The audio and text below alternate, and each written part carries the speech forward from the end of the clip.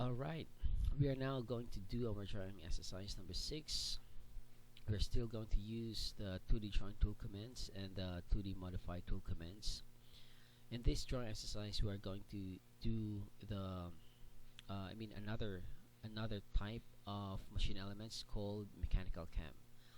So before we get into the details of the drawings, I just would like to give you an overview of what this machine element does.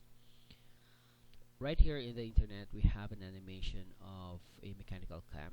This mechanical cam is connected to a shaft, this horizontal cylinder. That's a shaft, and that shaft rotates. So because the shaft rotates, then this mechanical cam will also rotate. And you will notice here an orange part. That orange part is what we call a follower. It follows and it depends its motion depending on the profile of the cam. So that means that a cam is specifically designed, so depending upon your situation, or we can say design problem. So as you can see here, because of this cam profile, then that dictates the motion of this follower. When you say motion, that refers to the downward displacement of this follower, as well as the timing. So when will it go down? When do you want that follower to go down? Alright, so that's one application. I mean, that's the basic principles of this mechanical cam. One application is the internal combustion engine. So in an internal combustion engine, let's say we have a piston, and that piston is connected to a piston rod, and then at the bottom we have this crankshaft over here, and then that crankshaft is connected to some timing belts or timing chains that will, let's say we have here, this is connected together. So we have the shaft right here, and we have this mechanical cams, and that mechanical cams dictates the downward movement of this intake valve and the exhaust valve. So in 2D, here's our cylinder, combustion cylinder, and we have this intake valve, and we have this exhaust valve. Here's our piston. Okay, so here's our mechanical cam. So that dictates when will be the intake for the fuel, or fuel and air in the case of a gasoline engine, and when will this exhaust valve will open. Okay, so there's actually a lot of applications of these mechanical cams. Okay, so going back now to our drawings, I have also included steps. So here's our steps. So first, we are going to draw the concentric circles, because that's gonna be the hub and the bore, and that's where the shaft will actually be inserted. And then we are going to draw these lines and have some arrays, and then we are going to adjust those lines, the length of those lines. So depending upon the dimensions, or the length for the profile. Okay, and in this making of these various lengths, then we are going to explore another type of command called I think this is it, the lengthen command. Okay, so at least we are still going to explore some more commands as we perform this drawing exercise. So after that, then we are going to draw circles having a 20 units or 20 mm diameter, and then we are going to copy that circle across these ends of these arrayed lines, so endpoints of these arrayed lines. And then lastly, we are going to draw a polyline that is tangent to all the circles. Then after that, we are going to use this polyline edit called fit, so that smoothens out these sharp edges. Okay, so let's get started. So first, let's draw the 40 diameter circle and the 60 diameter circle. So C 40, and then circle once again, type D, and 60. Okay, next we are going to draw the lines. So since there is no length specified, then actually we can just do whatever lengths, because later on we are going to adjust that length at a specified value. Okay, so turn on the ortho mode. So um, type L for the line. So just random values, and then press enter. Okay, next, array this line. So I'll type AR for the array, then select object, polar, and center point, and then items. I need 12 items. Okay, and there we go. Then, as you can see here, that if I select this arrayed lines, it's one block. So I'm going to expose this. So type X, and then select objects. Then we can freely select the arrayed lines. Okay, so next one is we are going to adjust the lengths. As I've said, we are going to use this lengthen command. So click this lengthen command. Then it says here in the status bar, select an object to measure. So we can have delta, that's the difference, I think, percent, total, and dynamic. So what we're going to use here is the total. I want a total length of, let's say, 29.75. So I'll click this total, or type T, and then it says here total length. So I'll type 29.75. So it says here select an object to change. So I'm going to select this because this is the 29.75. Okay, so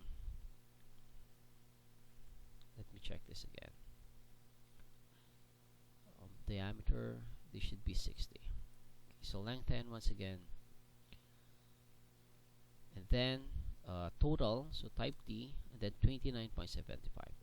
Okay, and then press enter, select an object. So if you notice that if I click over here, the length will go on this right side, but if I click over here, the remained length will be, or this 29.75 will be on this part. Okay, so that matters. So I'm going to select it here. So click, and then let's do this lengthen command for the rest of our arrayed lines. So next one is 19.66. Okay, so lengthen command once again, total, and then type 19.66, and then select objects. Okay, next one is 12.88. Okay, so total, lengthen command once again, and total length is 12.88. Okay, so 12.88, then select the object. Okay, again, another length, total length of, so we have 10 and 10. So specify 10. So click this. And another one, 16.59. Okay, so total 16.59. Then select the object. Then what else? 42.01.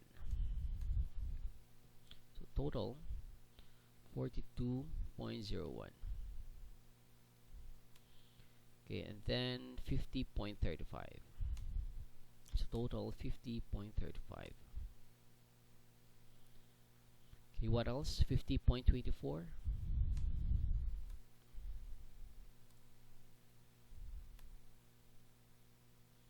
And then 50.41.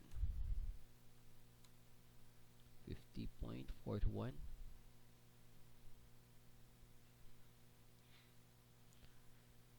then 47.68. 47.68. 40.04.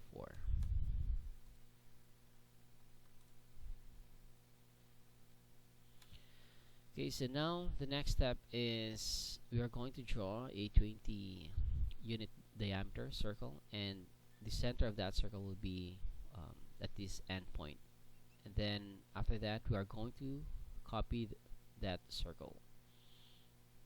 So type C for the circle, specify center point, and then type D, and then type 20. Okay, so let's copy this. So copy commands, copy, select object, select base point, and then do this.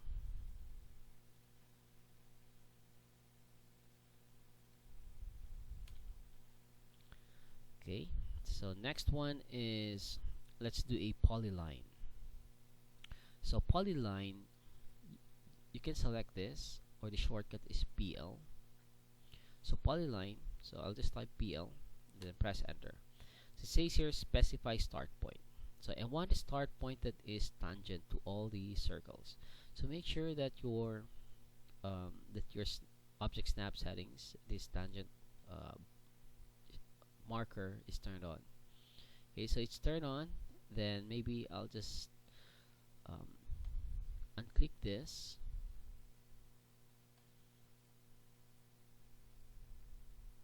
Okay, so that I can have only the tangent. Okay, so tangent here. The next one is tangent to this circle.